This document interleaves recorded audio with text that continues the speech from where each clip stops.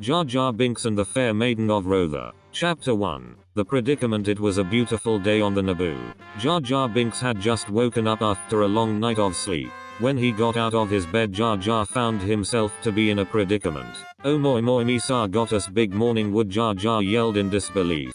Jar was so loud that he woke up even his neighbor, Boss Nass, who quickly ran to Jar's house to help his friend. This is a big bongo, Misa thinks, said Boss Nass. Oh moi, what's Misa going to do with this? Said Jar in a very distressed voice. Boss Nass thought for a very long time. He wanted to help his dear friend Jar. For a while the two Gungans were very silent. In truth, Boss Nass was very jealous of his friend. Since Boss Nass was king of the Gungans, he had a large harem of Gungan women, and some men too, to himself. But sadly, because he was so fat, he would grow to exhausted after only having sex with 2 or 3 of his Gungan concubines. He also had a small penis. Then Boss Nass had a bright idea. Misa got the bright idea, Jar. You must go to the planet of Rothor as Gungan ambassador. There you will have the sex with the Fair Maiden of Rothor. Surely this will increase the warmness of our diplomatic relationship. Jar liked this idea.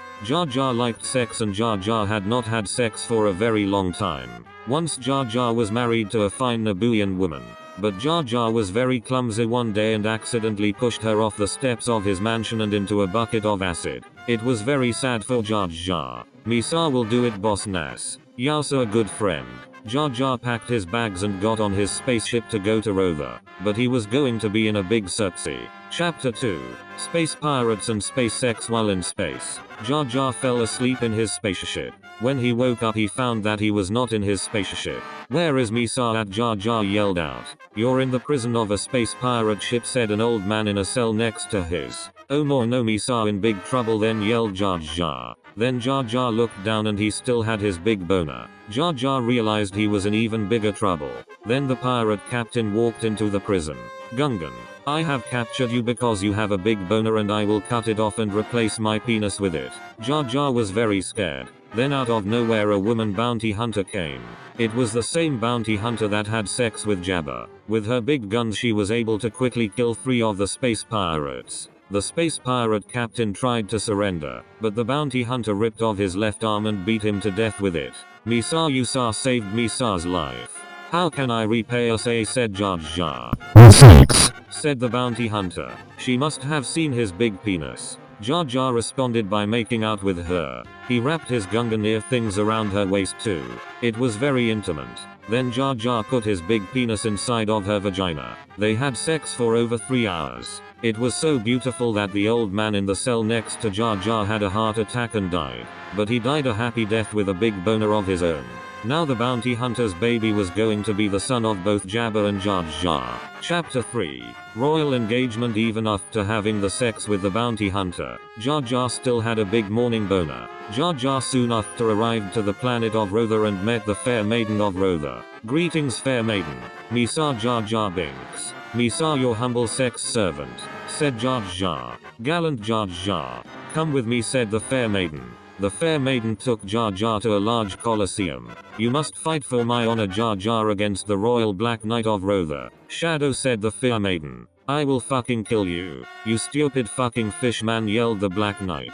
No, Misa, you will die, yelled Jar in defiance. Shadow. The Black Knight ran towards Jar with his big lightsaber. He thought his would be an easy fight, for Jar did not have a lightsaber. But in his hubris he did not notice Jar's big morning boner. Jar extended his hips up, and when Shadow came in for the kill, he was impaled by Jar's penis. The crowd cheered. The Fair Maiden then descended into the Colosseum and said to Jar, you have won my honor. Now we shall have the sex. Then in the Colosseum Jar tenderly undressed the Fair Maiden. It was very romantic.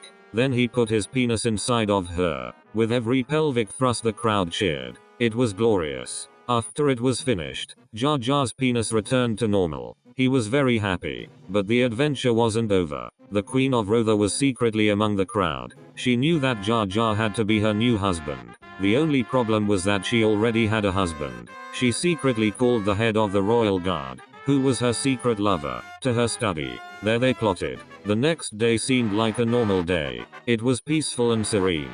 While walking to the royal court with his retainers, the king was stopped by what seemed to be like an injured old man in the streets. The king and his retainers came to help the old man. While helping the old man to his feet, the king felt a sharp pain in his back. In his final seconds he realized that he had not helped up an old man, but instead a cousin who he exiled. Before the retainers could act, a mob charged into the streets and clubbed them to death. The mob had seen the sex in the arena and they were supporters of Drjabba. The death of the king and retainers were not the only assassinations of that morning. A regime change requires the cleaning of offices. Members of the parliament that were seen as major supporters of the king soon met other grisly ends. By the afternoon, Drjabba was already married to the queen, and found himself the king of Rothor. It was fun adventure for Drjabba.